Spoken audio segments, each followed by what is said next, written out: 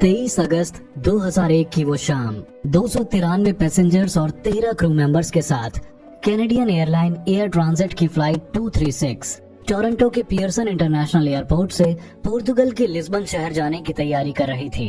Airbus E330 plane के साथ flight को ये दूरी लगभग 7 घंटे में तय करनी थी। प्लेन में सवार सभी लोग खुश थे क्योंकि ये छुट्टियों का समय था और उन्हें इस बात का जरा भी अंदाजा नहीं था कि कुछ घंटों में उनके साथ कितना बड़ा हादसा होने वाला है। इस फ्लाइट में इस्तेमाल होने वाला विमान E330 उस समय के सबसे एडवांस्ड और हाईली ऑटोमेटेड प्लेन में से एक था। इस प्लेन को इंट्रोड्यूस हुए 7 साल हो चुके थे और उस समय ये दुनिया के सबसे सेफ एयरक्राफ्ट में से एक माना जाता था। इवन जो प्लेन इस फ्लाइट में इस्तेमाल होने वाला था वो भी सिर्फ 2 साल ही पुराना था। यानी पैसेंजर से लेकर क्रू मेंबर्स तक किसी को घबराने या चिंता करने की कोई जरूरत नहीं थी। फ्लाइट की कमांड 48 साल के कैप्टन रॉबर्ट पिशे के हाथ में थी, जिन्हें 16,000 घंटों का फ्लाइंग एक्सपीरियंस था और उन्होंने अपने करियर में हर तरह के प्लेन्स उड़ाए हुए थे। हालांकि उनके करियर में एक दाग भी था और वो ये कि एयर ट्रांजिट को ज्वाइन करने से पहले गांजे की तस्करी के आरोप में उन्होंने 16 महीने जेल में काटे थे।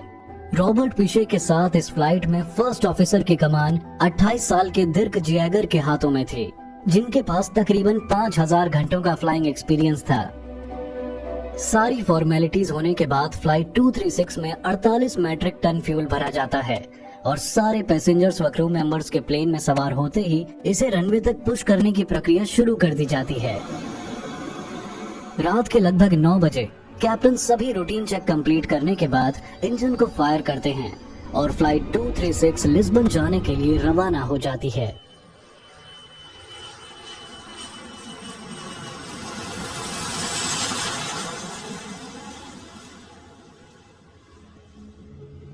कुछ ही मिनटों में पायलट प्लेन को 39,000 फीट की ऊंचाई पर ले जाते हैं और इसके बाद प्लेन एकदम से स्टेबल हो जाता है। अब क्योंकि ये प्लेन सुबह सवेरे लिस्बन पहुंचने वाला था, इसलिए ज्यादातर पैसेंजर भी आराम करने और सोने के लिए लेट जाते हैं। इस तरह की लंबी फ्लाइट्स में पायलट्स के पास ज्यादा कुछ करने के लिए नहीं होता। ऐसे में दोनों पायलट्स का मुख्य काम बस फ्यूल की क्वांटिटी पर नजर रखना और प्लेन के सिस्टम्स ठीक से काम कर रहे हैं या नहीं, ये देखना था। फ्लाइट में पहले 4 घंटे बड़े ही आराम से गुजरते हैं, लेकिन जैसे ही फ्लाइट अटलांटिक ओशन में अपने आधे रास्ते पर पहुंचती है तो पायलट को कंप्यूटर स्क्रीन पर अचानक एक अजीब वार्निंग मिलती है। ये वार्निंग प्लेन के इंजन नंबर 2 के बारे में थी, जो राइट साइड में था। वार्निंग में लिखा आता है कि इंजन में ऑयल का प्रेशर हाई है और ऑयल की क्वांटिटी कम है और ऑयल का टेम्परेचर भी कम है। ये एक अजीब किस्म की वार्निंग थी जिसे दोनों में से किसी भी पायलट ने इससे पहले एक्सपीरियंस नहीं किया था, क्योंकि आमतौर पर जब फ्लाइट उड़ती है तो ऑयल का टेम्परेचर बढ़ता है, ना कि घटता है। दोनों पायलट इस वार्निंग कॉम्बिनेशन को समझने के लिए तुरंत ही फ्लाइट क्रू ऑपरेटिंग मैनुअल को देखते हैं, लेकिन उसमें उन्हें कुछ नहीं मिलता।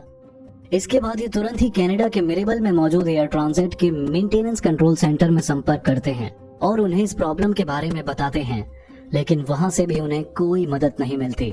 जिस ऑफिशियल से उनकी बात होती है वो कहता है कि जैसे ही उनको प्रॉब्लम के बारे में कुछ समझ आएगा तो वो उनसे दोबारा कांटेक्ट करेगा। जवाब आने के इंतजार में पायलट्स फिर से इन वार्निंग को समझने की कोशिश में लग जाते हैं। प्लेन के कॉकपिट में पायलट्स एक बहुत बड़ी टेंशन से गुजर रहे थे, जबकि पीछे मौजूद पैसेंजर्स आने वाले खतरे से अनजान चैन की नींद सोए हुए थे। इसी तरह तकरीबन आधा घंटा बीत जाता है, जिसके बाद सुबह के करीब 5:30 बजे पायलट्स को स्क्रीन पर एक नया मैसेज मिलता है। इस मैसेज में लिखा होता है कि प्लेन के दोनों विंग्स में मौजूद फ्यूल टैंक्स के अंदर फ्यूल इम्बैलेंस हो गया है, यानी एक विंग में फ्यूल ज्यादा है और दूसरे में कम।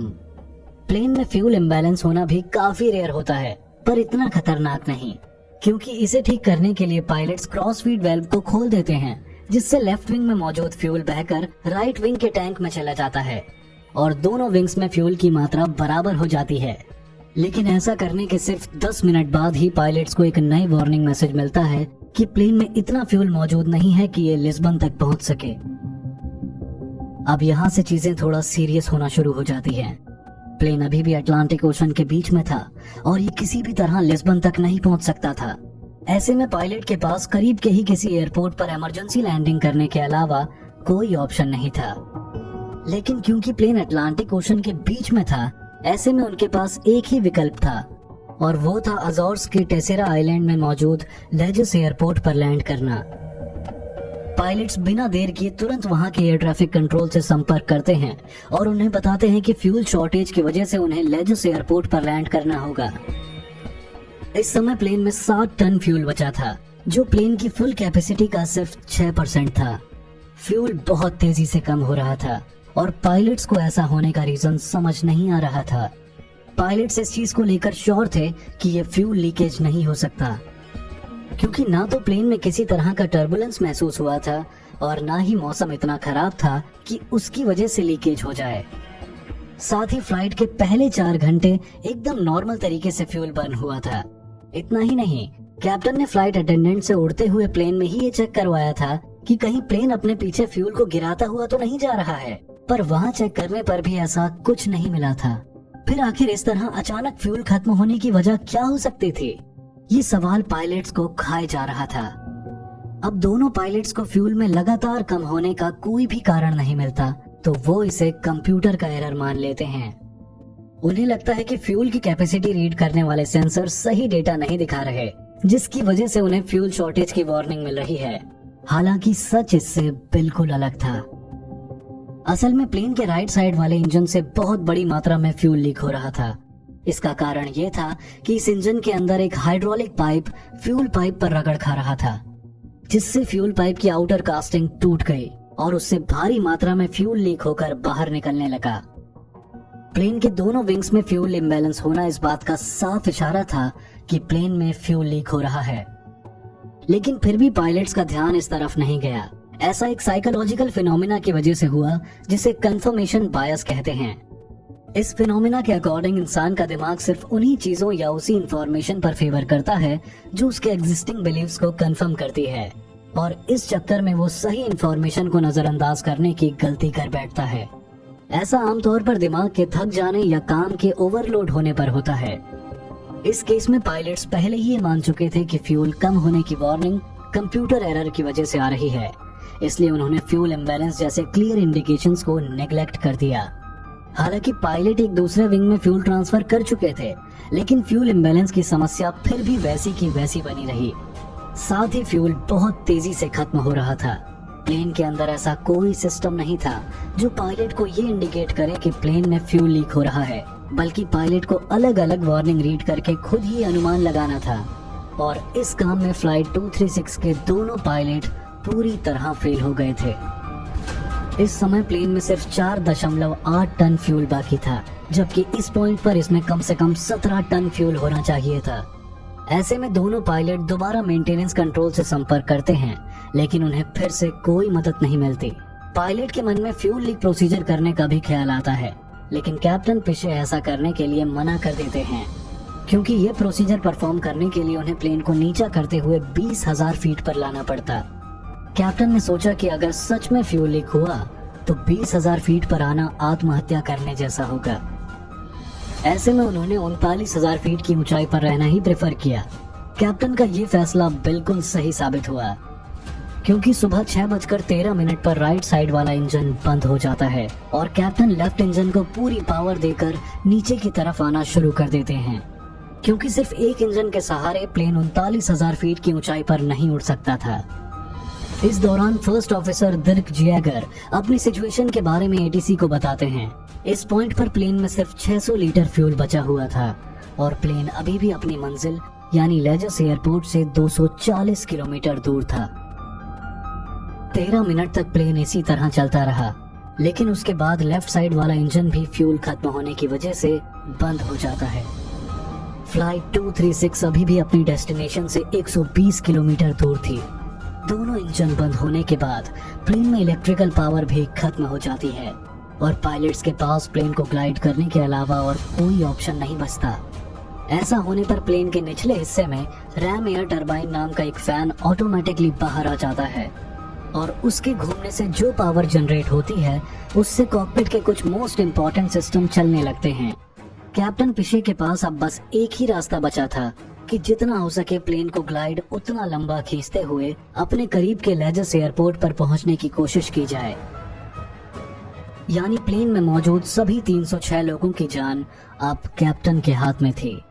बिजली कट जाने से पैसेंजर कैबिन में अंधेरा छाया हुआ था और ऐसे में कैप्टन फ्लाइट अटेंडेंट्स को ये कहते हैं कि वो सभी पैसेंजर्स को पानी में क्रैश लैंडिंग के लिए तैयार रखें। मगर पानी में क्रैश लैंड करना एक बहुत बुरा आइडिया था, क्योंकि इसमें अगर लोग इम्पैक्ट से बच भी जाते हैं तो ओशन का पानी उनकी मौत की वजह बन जाता।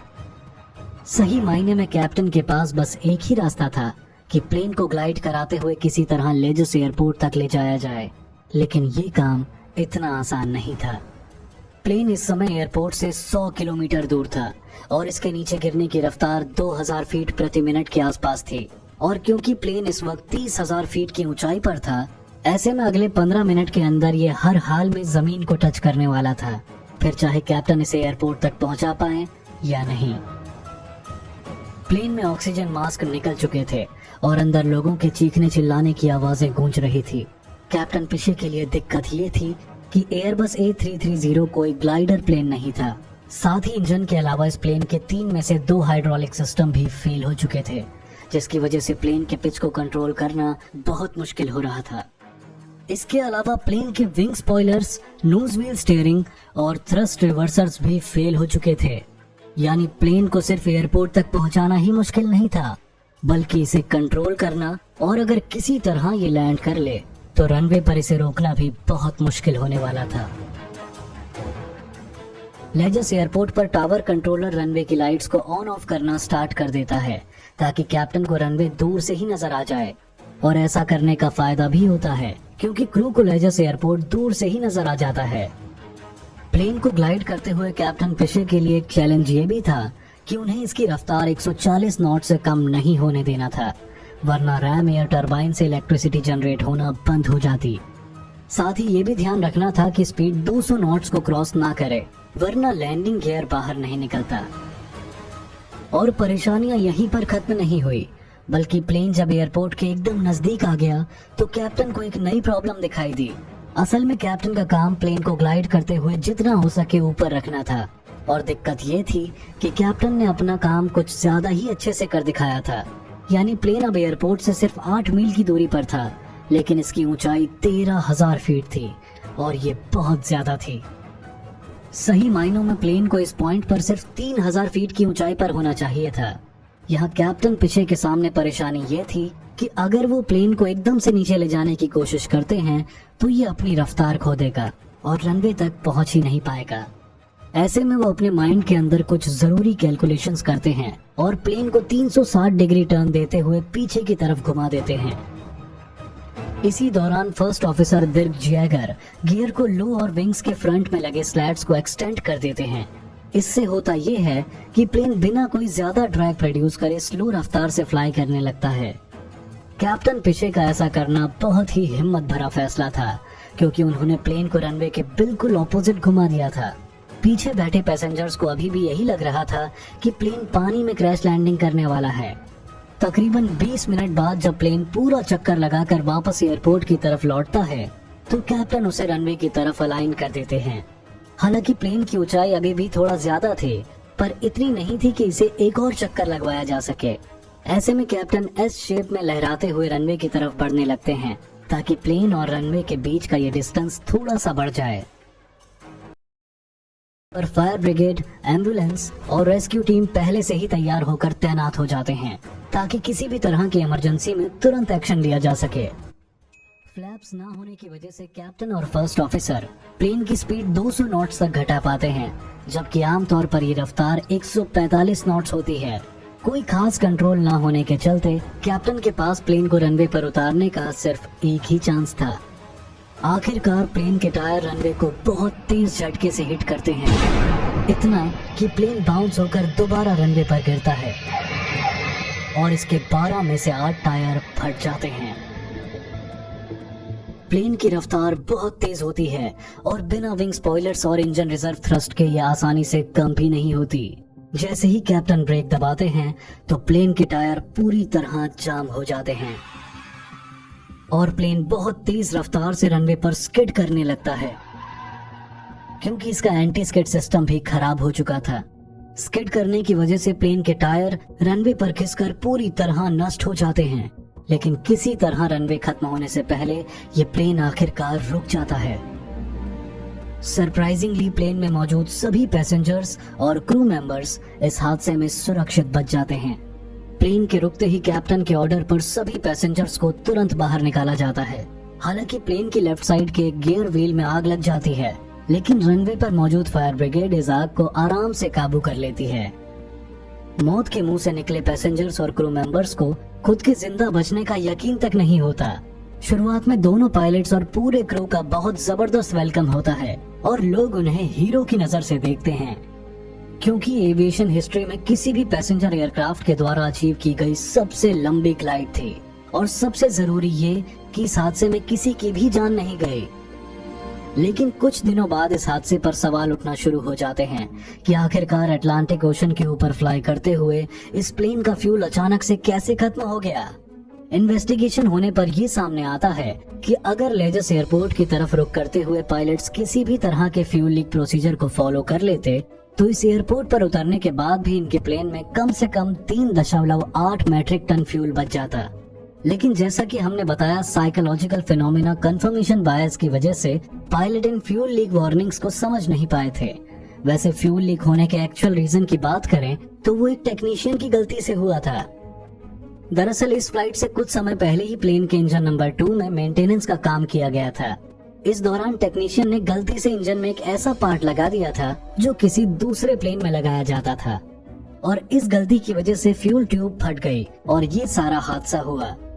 हालांकि पायलट्स ने फ्यूल लीक वार्निंग्स को ना समझ पाने की बहुत बड़ी गलती की थी, लेकिन फिर भी जिस तरह से उन्होंने सिचुएशन को हैंडल किया उसके लिए उनकी खूब सराहना की गई। इतनी कि इस घटना के होने के 1 साल बाद एयरलाइन पायलट एसोसिएशन के द्वारा दोनों पायलट कैप्टन रॉबर्ट पिशे और फर्स्ट ऑफिसर दिर्क जैगर को एयरमैनशिप अवार्ड दिया गया। इस घटना से सबक लेकर एयरबस ने अपने प्लेन्स की सेफ्टी को लेकर उनमें कई बड़े और अहम बदलाव किए। साथ ही फ्यूल लीक इंडिकेशंस को भी सुधारा गया। इस घटना को हुए 22 साल बीत चुके हैं, लेकिन इस पैसेंजर एयरक्राफ्ट के द्वारा सबसे लंबी ग्लाइड करने का रिकॉर्ड आज भी कैप्टन रॉबर्ट पिशे और फर्स्ट ऑफिसर दिर्क जैगर के नाम है। तो ये थी एयर ट्रांजिट फ्लाइट 236 की वो कहानी जिसे आज भी एविएशन हिस्ट्री के सबसे पॉपुलर इंसिडेंट्स में से एक माना जाता है।